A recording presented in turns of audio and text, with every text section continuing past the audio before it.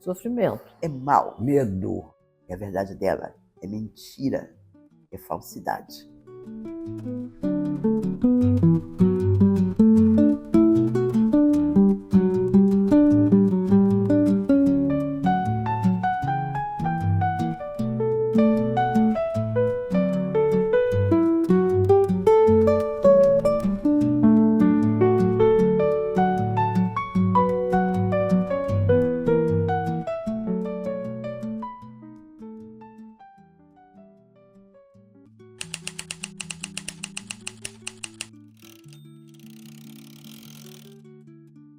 Falar sobre esse tema é algo muito delicado sempre. O que é importante colocar aqui, sim, foi um golpe, foi um momento de exceção, como eu te falei, um momento em que a repressão foi muito forte, a censura também teve aí latente, e claro que setores como a imprensa e os estudantes foram assim, protagonistas nessa luta contra esse momento de exceção. E eu lembro que certa vez eu estava voltando da escola, eu comecei a cantarolar Para Não Dizer Que Não Falei das Flores, do Geraldo Vandré, eu e mais 2 ou 3 amigos. E aí um policial chegou assim, um jovem policial, né? Parou a gente. Garoto, tá cantando isso aí por quê? O que eu acho importante deixar claro aqui é como foi importante a ação de muitos jornalistas, né, da imprensa, noticiando coisas que o governo calava. Não havia uma imprensa livre. Aquela imprensa era calada, assim como os partidos de oposição.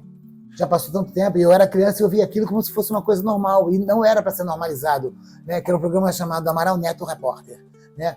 O cara viajava com apoio do governo militar por todo o Brasil, mostrando as belezas no Brasil. Porque a Transamazônica vai trazer o progresso para a região amazônica. E eu, criança, não entendia que aquela Transamazônica que estava derrubando árvores, derrubando a floresta, estava invadindo espaços indígenas. E achava aquilo barato. E as pessoas achavam, não, isso é desenvolvimento. Então você começa a ver como é que tudo era deturpado em prol de um lema que existia naquela época. Eu lembrei como é que as coisas vão vir na nossa mente, né? Esse é um Brasil que vai para frente. Esse foi um lema que era cantado pelas crianças lá dos anos 70, né? A frase principal era essa: esse é um Brasil que vai para frente. E aí você via as árvores sendo derrubadas, né? Os indígenas tendo suas terras ocupadas, e tudo isso era bonito, que era o progresso. Mas que progresso era esse?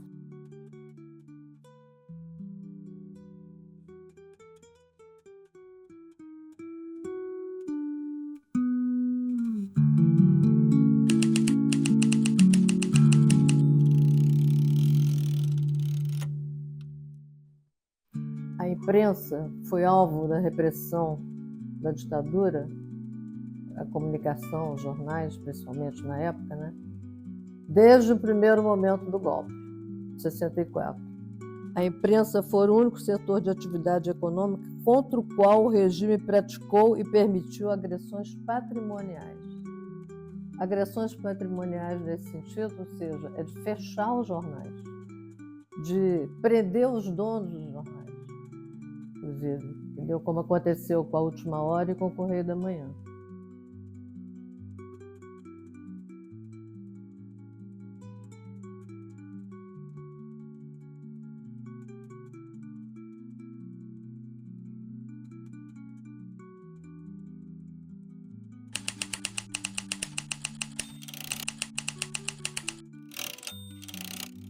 É que eu tive sempre uma preocupação muito grande em divulgar, para a população saber, entende? O que representa, o que significa a censura à imprensa.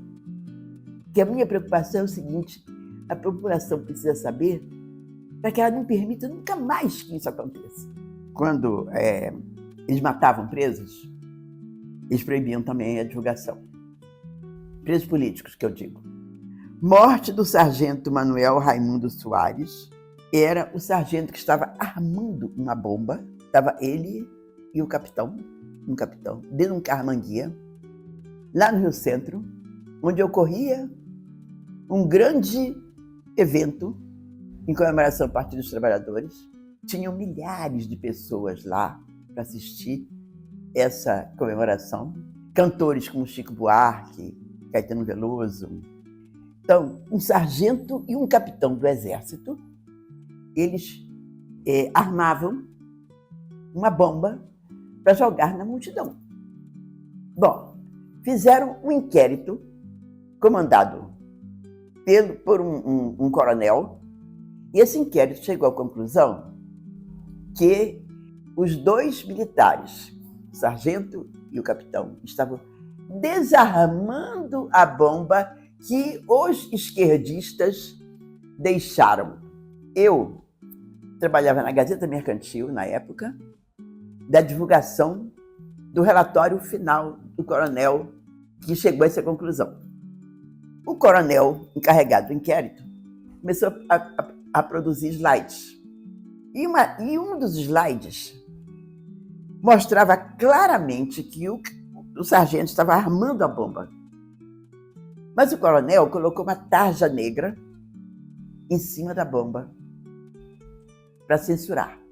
Ele avisou a todos os jornalistas: nesta sessão é proibido perguntar, gravar, anotar, fumar e uma quinta proibição que eu não lembro agora. O jornalista da Reuters, de uma agência de notícias inglesa, virei para ele e disse assim: no teu país, numa entrevista é proibido perguntar, gravar e anotar? Ele virou e disse: jamais. Eu disse: isso é o básico de uma entrevista. Como é que ele proíbe isso? A imprensa como um todo, menos a Última Hora, que era o jornal do Samuel Weiner, que era ligado desde o Getúlio ao PTB, só ele defendendo. Resultado, quando deu-se o golpe, o que aconteceu? Invadiram a Última Hora e quebraram tudo. E ele, ó, assim, e aí o Jango caiu, né? Ditadura. E chega a notícia do Gregório, as fotos, o Correio da Manhã faz um editorial e eles censura total no Correio da Manhã. E tome poca, não tem um anúncio. Um único jornal resistiu à censura do AI-5, que foi o Estado de São Paulo. Por questões institucionais da empresa, porque o conceito Estadão é que ninguém interfere no Estadão. O Estadão é absoluto e completamente soberano. Já que tem que haver censura, eu não censuro meus repórteres. O senhor, disse ele esqueci até quem era o ministro da Justiça que estava avisando, o senhor terá que mandar o censor lá para o Estadão. E ele não participará da edição do jornal. E ele determinou para a chefia do Estadão e do Jornal da Tarde o seguinte: toda matéria censurada não será coberta.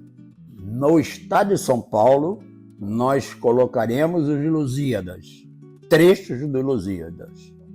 No Jornal da Tarde, receita de bolo e casamentos. O que foi um choque para todo mundo. O Estadão defendia galhardamente abaixo aquela baderna das passeatas do João 4. De repente, é o único jornal que tem censura. Uma das coisas mais impressionantes que eu vi na vida foi trabalhar no Estadão, porque ele aceitou rápida e claramente a seção de direitos humanos, que eu fui encarregado de cobrir. Então, toda prisão, todo desaparecimento tinha que fazer matéria e, obviamente, batia lá embaixo, o censor, plafo. Porque no jornal, sabe como é que era? Alô, aqui o agente Jorge, não pode dar matéria tal. Plafo.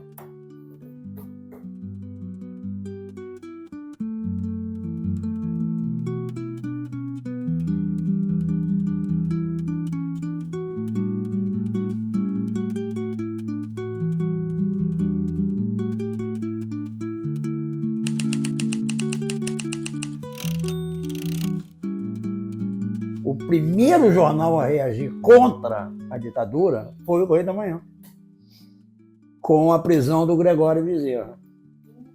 Porque as fotografias que chegaram daqui com a prisão do Gregório lá em Pernambuco foi um cara de cuecas, amarrado na corda e o jipe correndo com ele pela cidade. Ele caía, levantava, apanhava, continuava. Então, esse show de violência gratuita para um cara que já estava preso. Isso despertou um editorial no Correio da Manhã, que é sequencial ao que ele chega basta fora, que é um editorial absolutamente perplexo, como era possível que os defensores da ordem fizessem aquilo. E aí o Correio da Manhã foi punido na publicidade até fechar. Há um caso emblemático que o Bacuri tinha sido preso, um dos caras que comandou o sequestro do embaixador americano, do embaixador alemão, cara ultraquadro da LN, foi preso. E à noite, o Fleury passou na cela e mostrou para ele aqui, ó, Bacuri morre em tiroteio. Você já está. E virou as costas, os presos gritaram de Abacuá, depois tiraram ele de lá e mataram ele fora.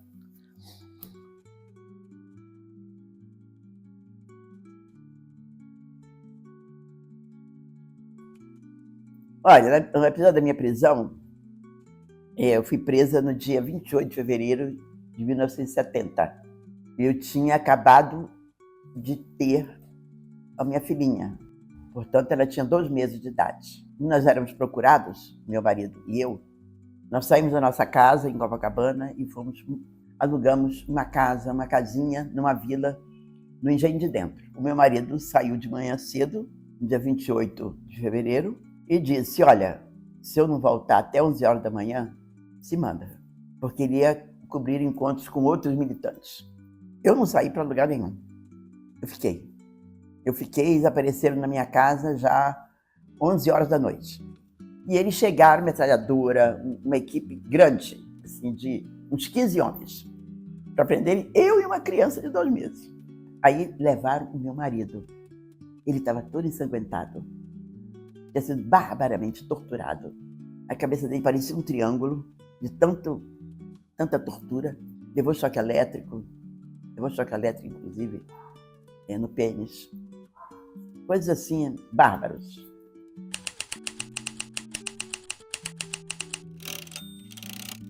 Eu não acho que a imprensa tradicional tenha tido algum arrependimento do que ela fez durante a ditadura. Com certeza não. Eu acho que a gente precisa voltar para o texto direto, para o quem, quando, onde, por quê. Isso não implica em não escrever bem, mas implica em escrever na ordem direta, texto curto, frases curtas que passam para quem for ler informações importantes. O português não é uma língua ruim. Fake news não existe no português. Vê se alguém entende rápido o que é fake. Mas a mentira está aí. E a gente deixou de usar a mentira. Já reparou? Tem que combater. A mentira é para ser combatida. Não é para ser rida. Então eu acho o seguinte, que você precisa sempre estar de olho, entendeu? Não pode servir a 2 senhores. Mesmo que você seja pressionado, porque a gente é pressionado às vezes, né? Tem medo de perder emprego, entendeu? Mas procure argumentar e defender o seu ponto de vista. E manda um recado para todos, que a gente fique atenta, porque a nossa democracia continua correndo grandes riscos.